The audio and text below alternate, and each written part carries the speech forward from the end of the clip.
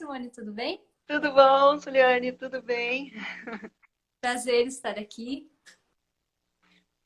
O prazer é meu. Muito obrigada por tu teres aceitado o convite, né, de participar dessa minha primeira live, que é o tema de hoje da nossa live, né? Um assunto bastante importante, pelo que nós e o mundo, o Brasil e o mundo têm vivido, né, em decorrência da pandemia, e de que forma a hipnose pode atender para que a gente possa desenvolver e ter uma qualidade de vida melhor, né?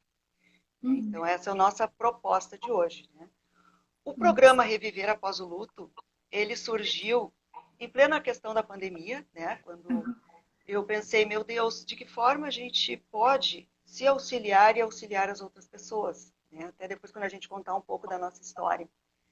Isso foi extremamente importante porque no início eu imaginei um determinado foco. E com Uhum. o trabalho vendo a desenvolver desse programa, ele é muito mais abrangente daquilo que eu imaginava, né? Então, as outras formas de lutos, o que nós vamos abordar, inclusive, hoje. Sim. Mas não somente atender o programa com o Reviver Após o Luto, as pessoas que sentiram a questão da morte através da pandemia, né? Não somente, não que seja menos importante, mas nós estamos num processo, né, de muitas mudanças, vivendo essa pandemia em questão de mundo, é a pior que a humanidade tem passado, né? Nós temos os piores registros, né? Então, acho que a gente ainda não tem a total noção da gravidade das coisas que estão acontecendo, né?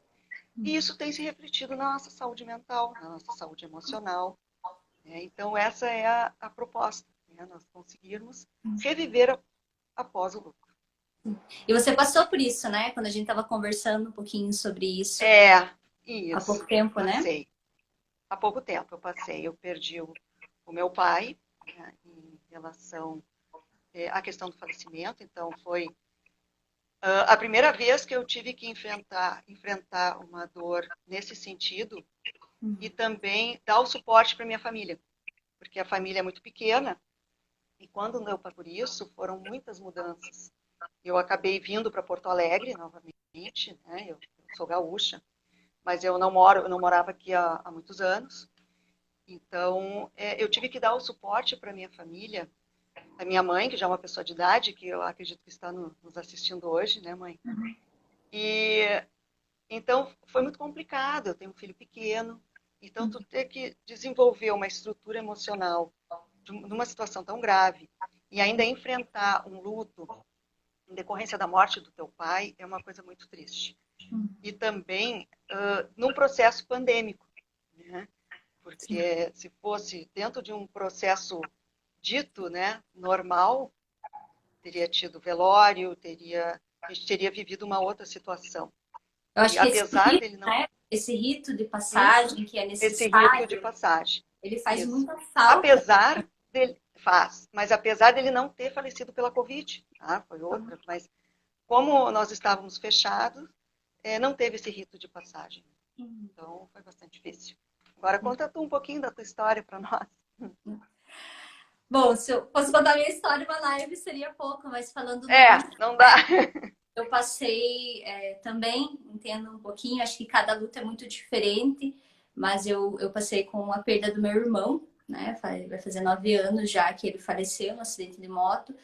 E para mim, o luto foi um pouquinho diferente, porque nós conhecemos, né, as fases do luto. Primeiro vem a negação, o isolamento, depois a raiva, né? Que você quer encontrar um culpado, depois você A tenta culpa. barganhar como que você vai lidar com isso, né? Tentando encontrar formas de sair dessa situação, e aí cai para depressão, em que parece que o mundo desaba à sua volta quando você se dá conta, né, de tudo até que você consiga aceitar.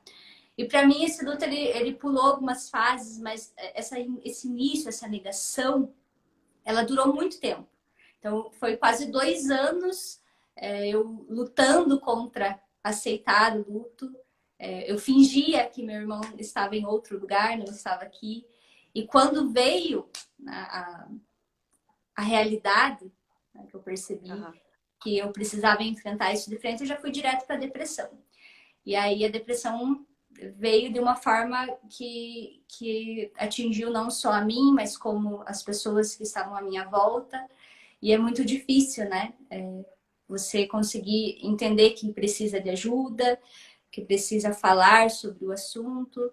E foi a hipnose que me salvou de tudo isso. Então, foi o meu início na hipnose foi na recuperação da depressão pós-luto do meu irmão, que foi muitos anos, né, de busca dessa aceitação.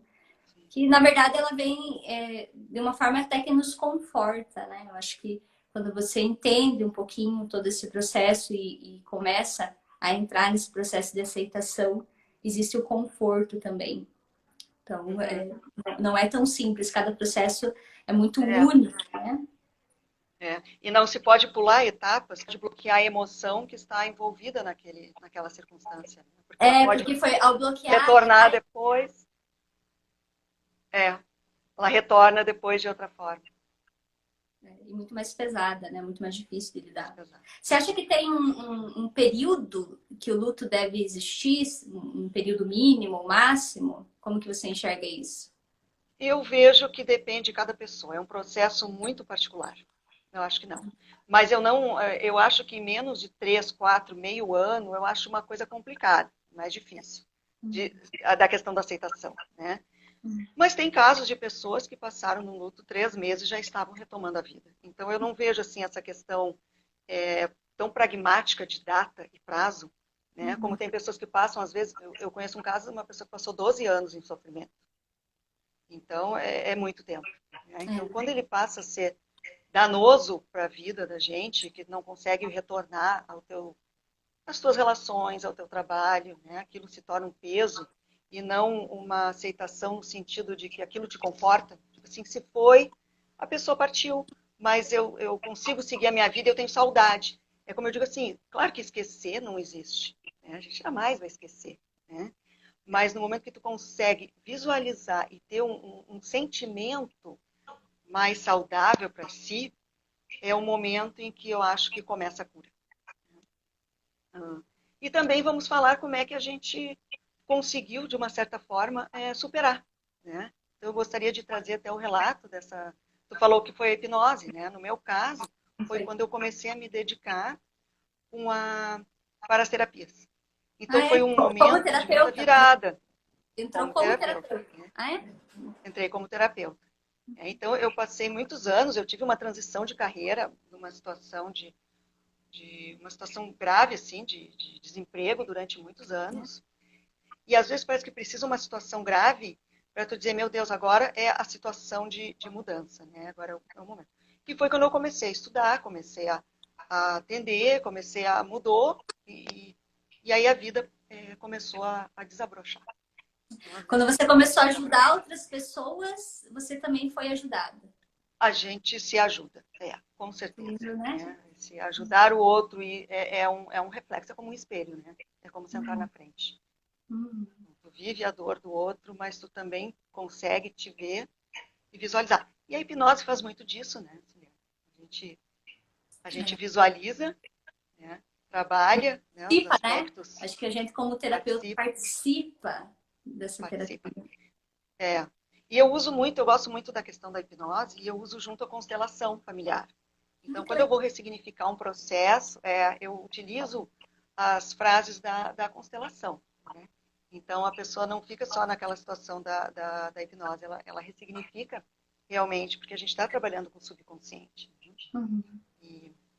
Então, foi muito interessante, assim, muito interessante. E também aquela caixa surpresa, né? Que de repente tu vai trabalhar uma insegurança e a pessoa entra num processo mais profundo, né, de regressão à idade. Eu acho que não tem script, a hipnose você acha que vai acontecer uma coisa, até porque a gente não entra achando nada, né? Eu acho que é um processo muito bonito. Exatamente. O protagonista é a pessoa que está ali. Quando você entra no processo de hipnose, e acho que isso é o mais bacana, vem do inconsciente dele aquilo que precisa ser tratado naquele momento. Não serei eu, Exato. como terapeuta, que vou decidir, ou ele em relação ao que Uhum. ele acha que é o problema. O problema Exato. vem, ele aparece. E acho que é isso que torna essa terapia tão eficiente, tão eficaz. Porque a gente não Exato. fica trabalhando em suposições, né? O que precisa ser É. tratado vai aparecer. Vai aparecer. Vai aparecer. Exatamente. E não pode, e a pessoa não, é uma caixa surpresa, é bem muito interessante. A gente aprofunda e consegue trazer à tona. Até muitas situações que a gente acha que vai tratar A e acaba sendo B, né? Em outros casos. Então é muito legal. E eu acredito muito que esse processo de luto, né, para algumas pessoas é mais difícil, de acordo com a constituição dela mesmo, porque tem pessoas que passam por esse processo com muita mais velocidade, com mais tranquilidade, sofre, claro, né? Não, a gente não tem como medir, quantificar Sim. esse sofrimento, mas tem pessoas que passam de uma forma muito mais fácil do que outras. E eu acredito que esse processo ele já é anterior ao luto. É como você reage a uma situação, como você encara uma situação, diz mais sobre como você é e como você encara todos os problemas da tua vida. Então, às vezes, a busca da terapia é para tratar o luto, o sofrimento decorrente do luto. Mas aí você trata muito mais, né? Muito Porque mais.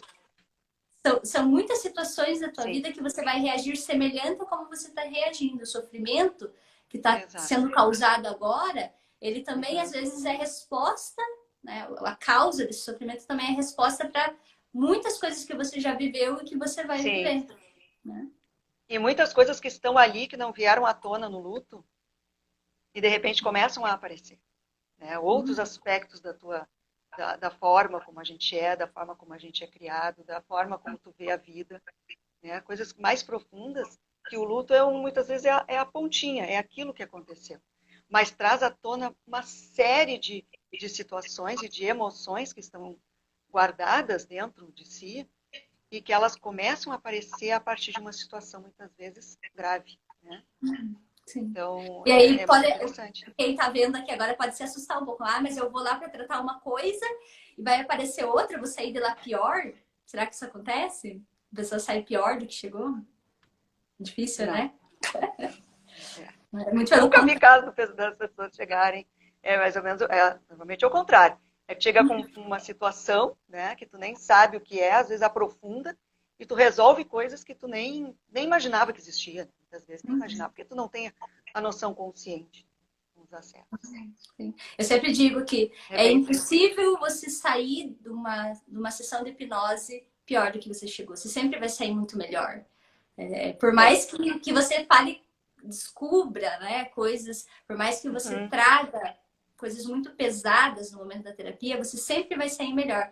Porque a hipnose, ela tem, né, essa possibilidade de tratar ali na hora que a coisa acontece. De tratar o problema na causa. E isso não tem como ser melhor, né? Só entrar em estado de hipnose já traz essa sensação muito positiva, né? Bem de nós. Pensar, né, que não existe só o luto da morte, né? São ao luto. As perdas de desemprego, né? Nós podemos abordar a perda de desemprego, algo que nos faz sentir muito úteis na sociedade, algo que a gente tem um grande valor. Por exemplo, também outra situação, uma questão de divórcio, né? Rompimento de relações amorosas pode ser considerado como um luto. Né? Perda de um filho, obviamente, né? As perdas em geral. E são os principais que a gente trata. Eu acho que a perda no relacionamento... tratasse mais algum específico também? As perdas em relação a relacionamento, eu acho que é uma das coisas que sempre aparecem e é muito difícil de identificar como luto, porque a pessoa, ela às vezes sai do relacionamento porque ela quer sair mesmo, né? Porque aquilo tá fazendo mal para ela. E aí existe esse sofrimento e a pessoa não quer aceitar que tá sofrendo por causa do término do relacionamento. E é importante entender que esse luto, às vezes, não é relacionado à pessoa que você perdeu, mas você ter se perdido em relação a quem você era com aquela pessoa. Você é. É muito difícil, porque tem relacionamentos que duram anos, que acho que foi o teu caso, né? Relacionamentos que duram muitos anos e que um relacionamento te transforma.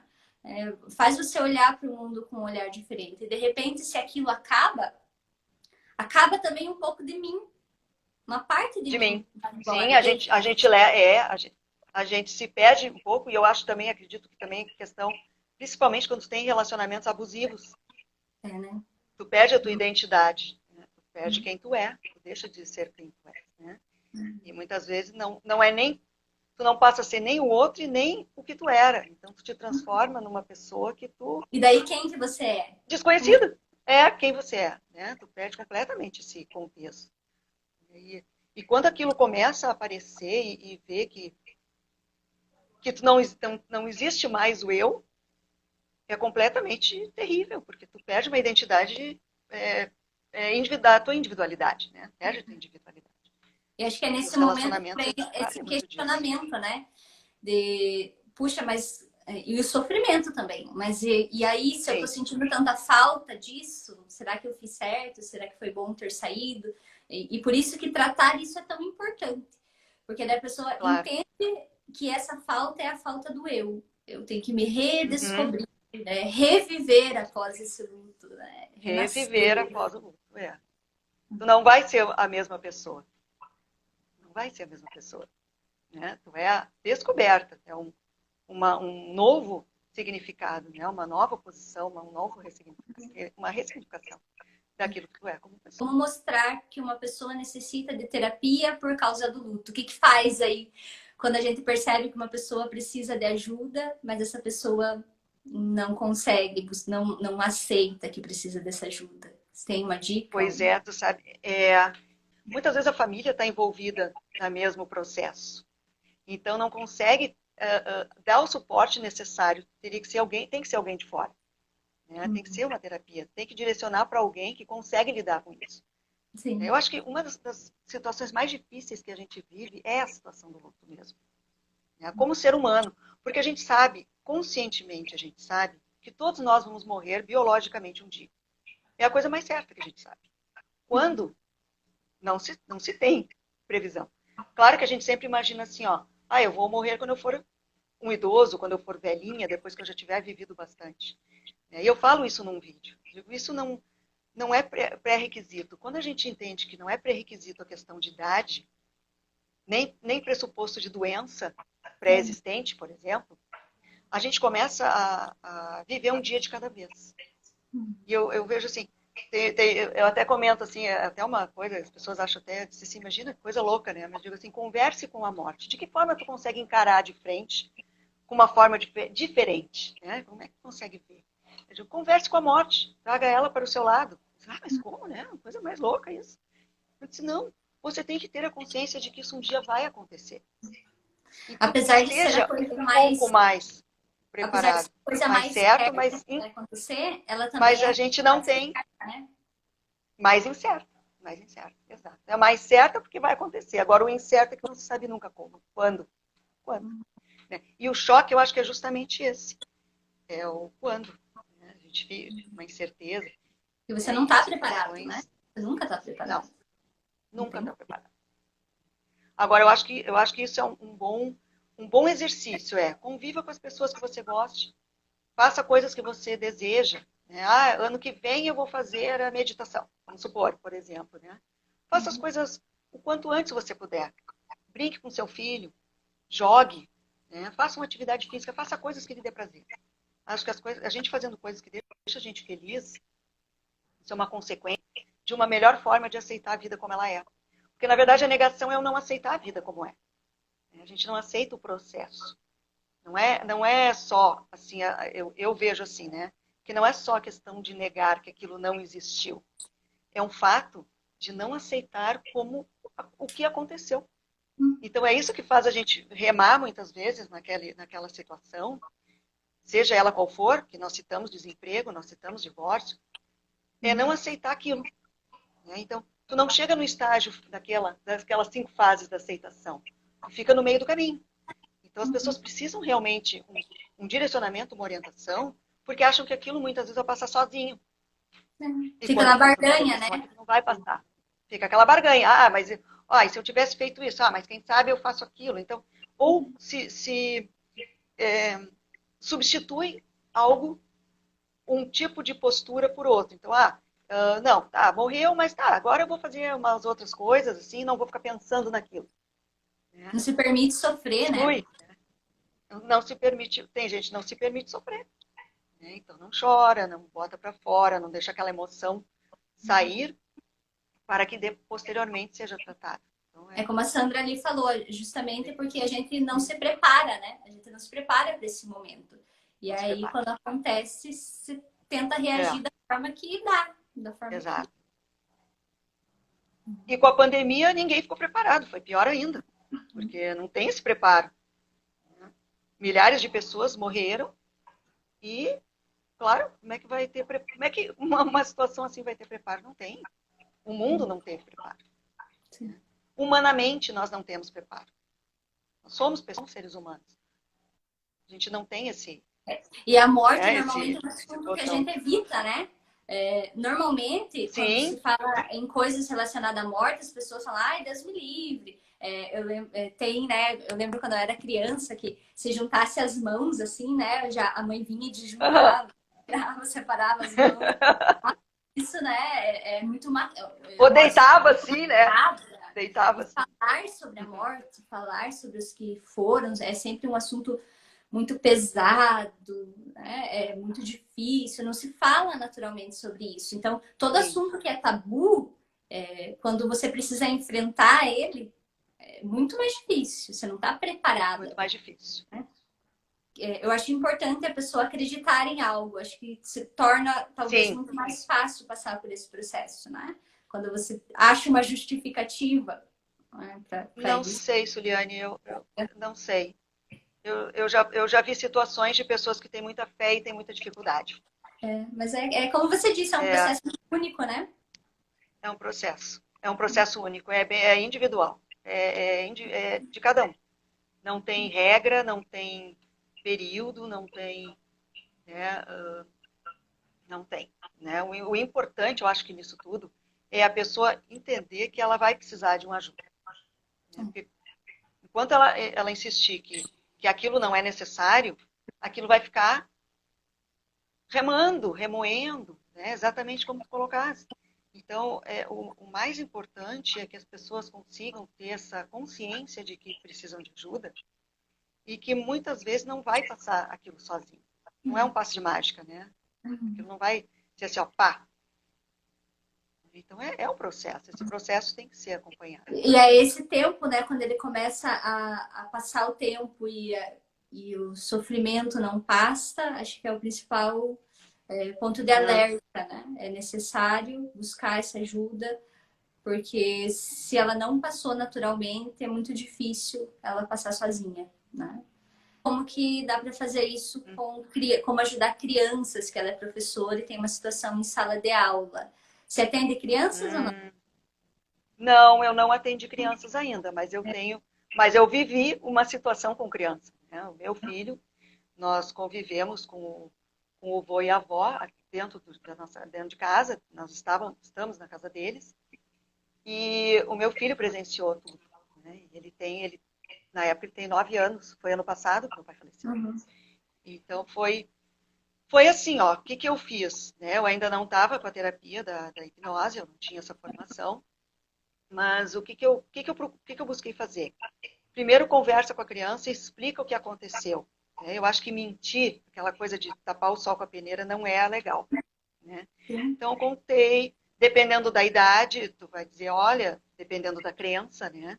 Vai contar que a pessoa foi para um determinado lugar, que ele está muito bem, que ele vai ficar melhor do que ele estava. Então, em situações, por exemplo, de pessoas muito doentes, que tu vê que viveu um sofrimento aqui, né, na Terra, um sofrimento humano muito grande, eu acho que o mais importante é deixar a criança ciente de que o lugar que foi é um lugar bom. Eu acho que é o ponto principal. Tá? Eu passei por isso quando eu era adolescente. Todo mundo se preocupou comigo quando a minha avó faleceu. Sim, foi a primeira vez que eu enfrentei o luto.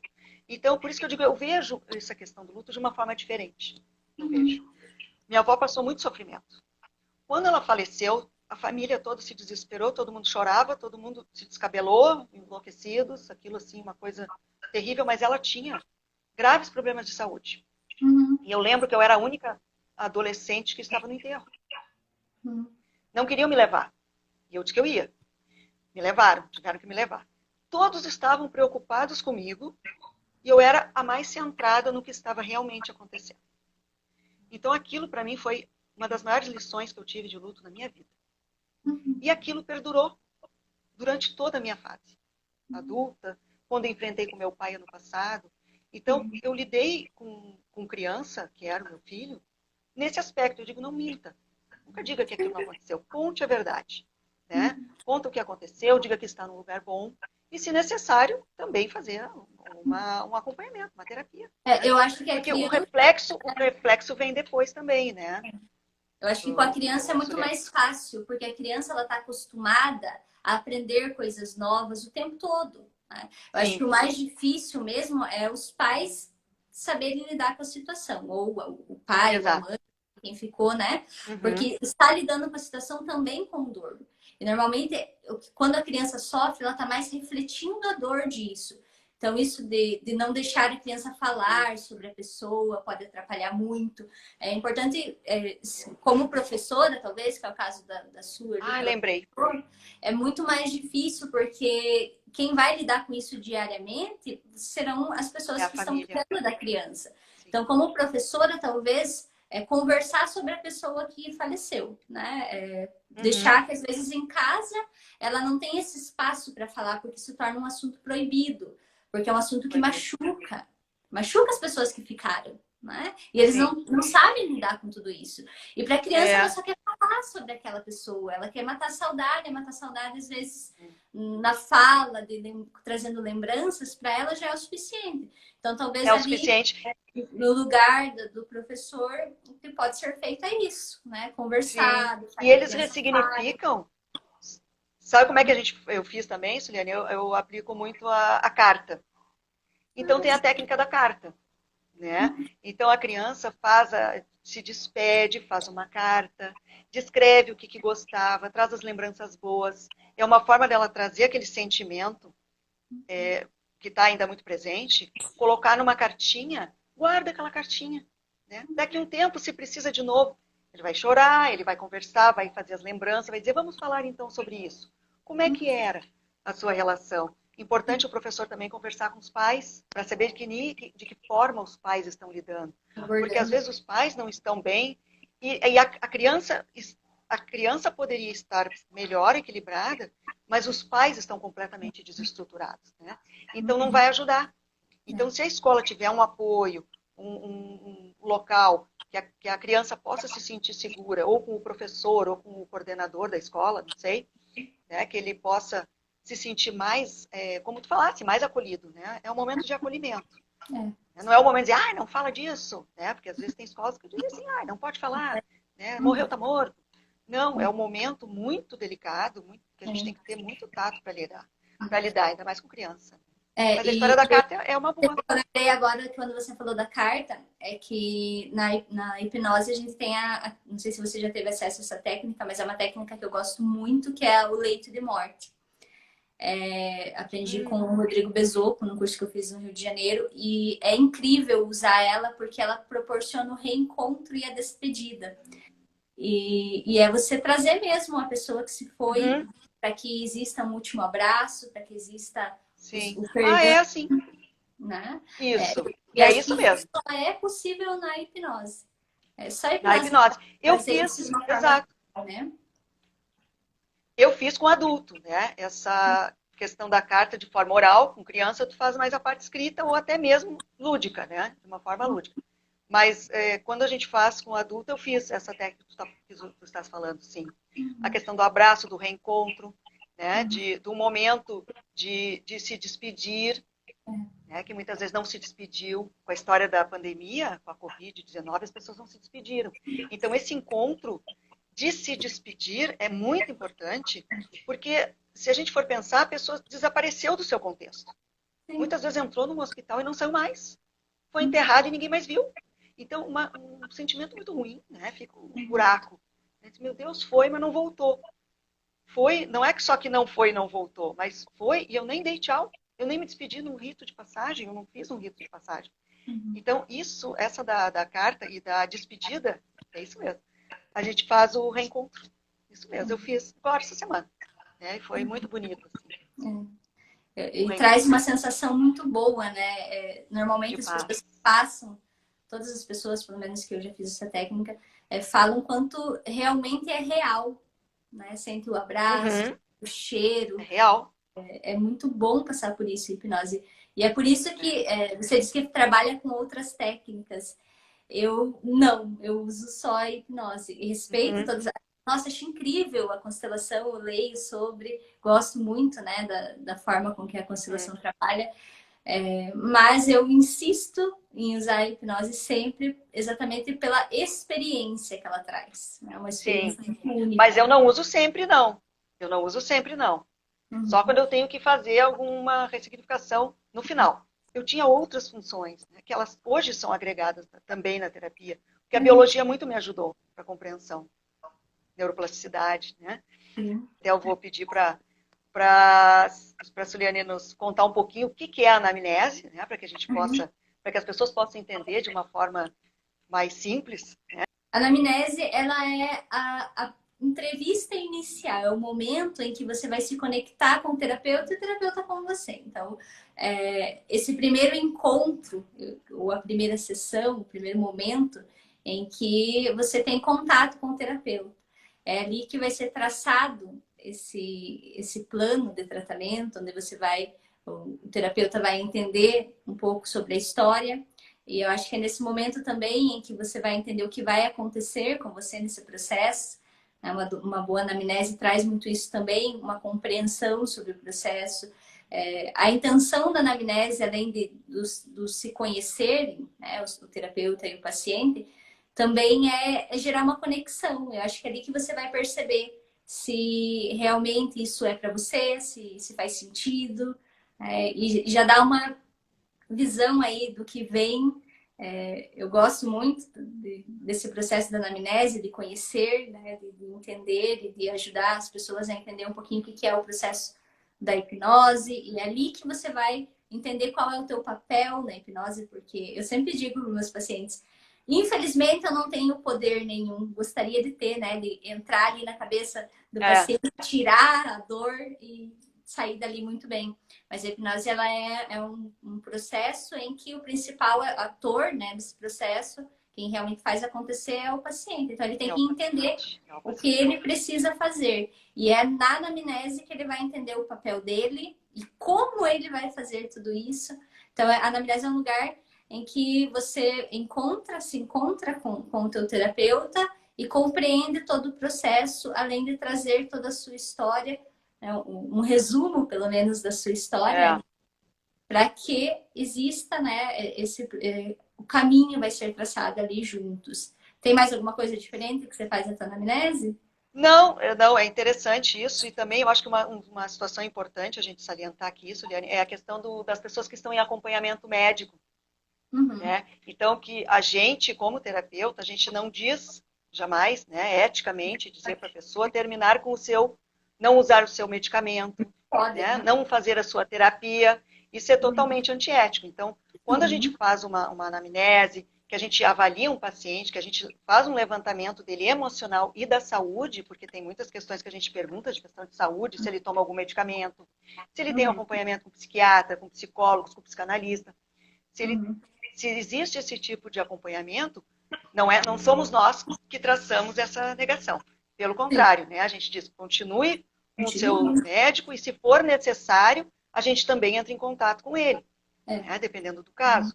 Tá? Então, acho que isso fica bem importante para as pessoas não acharem assim, a hipnose é um milagre que vai me tirar eu vou me livrar do meu médico. Não. Então, acho que as pessoas têm que ter bem consciência de que são etapas, né? É um coadjuvante do caminho que está sendo seguido para cada pessoa. E como a gente fala, é uma terapia sob medida, né? Cada um é feito para aquela pessoa. Então, a importância da anamnese é isso. A anamnese do X, por exemplo, né, do João, não vai ser mesmo a anamnese da Maria. Né? Muitas vezes, até acontece da insegurança do João ser a mesma da Maria, em termos de semântica. Mas a insegurança dele pode ser em decorrência de outra coisa, a história é outra, e a insegurança dela pode ser por outro fator completamente diferente. Então, por isso que a gente não pode dizer, a gente segue um script, não, a gente segue aquela situação pontual de cada pessoa que é única, né? Nós somos únicos. Então, isso eu também sou fã, eu adoro hipnose, né? Eu acho assim uma coisa fantástica, porque a gente vê a individualidade que nós temos. Cada um é uma pessoa, cada um tem o seu papel, cada um tem a sua missão, cada um tem a sua importância, nem mais nem menos, né? Eu vejo assim como um instrumento, uma ferramenta magnífica para que a gente possa sanar as nossas dificuldades, né? E somente através da anamnese a gente consegue verificar. Isso. Para depois traçarmos as nossas sessões, né? E aí, a partir dali é que a gente traça a sessão de cada um. E aí, depois eu faço assim, ó, eu especifico, depois que eu faço a anamnese, eu especifico cada sessão, que eu faço em torno de 4 a 5. A 5 eu deixo sempre como uma chave, né? Porque eu gosto muito de fazer o fechamento da quinta, depois que eu fiz a avaliação que eu consegui tratar os 4 aspectos. E a quinta, eu faço eu utilizo uma ferramenta que é o encontro do redundante, eu chamo de eu comigo mesmo. É quando eu vou me encontrar comigo mesmo, né? Quem eu sou? O que eu construí até ali? Então, até onde eu fui? Então, depois que trata todas as outras situações, aí eu ofereço a quinta para fazer esse fechamento. E é muito emocionante, porque eu fiz em mim, eu chorei desesperadamente, eu chorei muito. Eu já fiz em paciente, às vezes as pessoas dizem, o terapeuta não pode chorar. Não, gente, a gente se emociona sim, porque tu vê que a pessoa acompanha aquilo e tu vai narrando, né? Porque ela tem que estar te ouvindo, então tu vai narrando e tu te emociona com a pessoa que tu está vendo.